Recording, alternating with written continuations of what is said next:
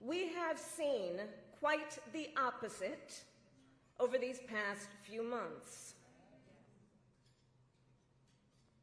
Now, I know tonight's event happens to coincide with the 100 days after the inauguration, and I'll leave it to others to give a full accounting of what has happened so far. But I will say this.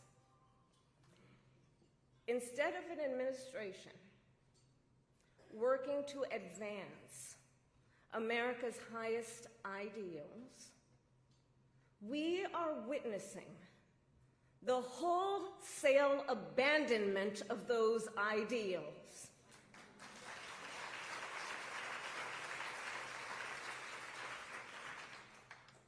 And what we are also seeing in these last 14 weeks is Americans using their voice and showing their courage. We all know President Trump and his administration and their allies are counting on the notion that fear can be contagious.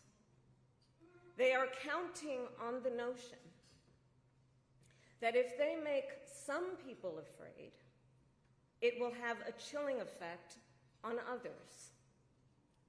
But what they're overlooking, what they have overlooked, is that fear is not the only thing that's contagious. Courage is contagious.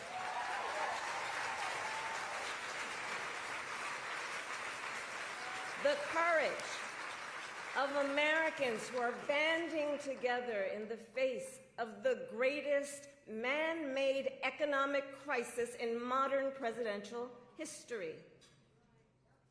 Americans across the political spectrum who are declaring that the president's reckless tariffs hurt workers and families by raising the cost of everyday essentials, devastate the retirement accounts that people spent a lifetime paying into, and paralyze American businesses, large and small, forcing them to lay off people, to stop hiring or pause investment decisions.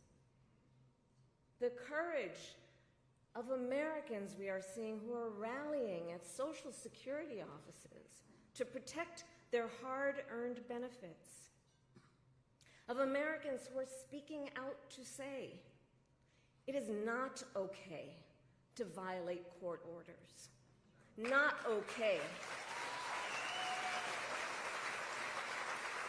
Saying it is not okay to detain and disappear American citizens or anyone without due process.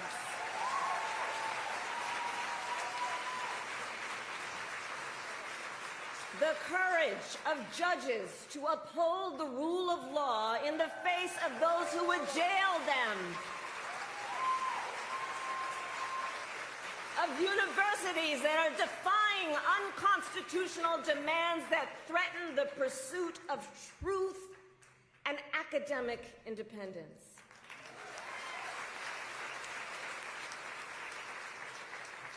And I will tell you, the courage of all these Americans inspires me.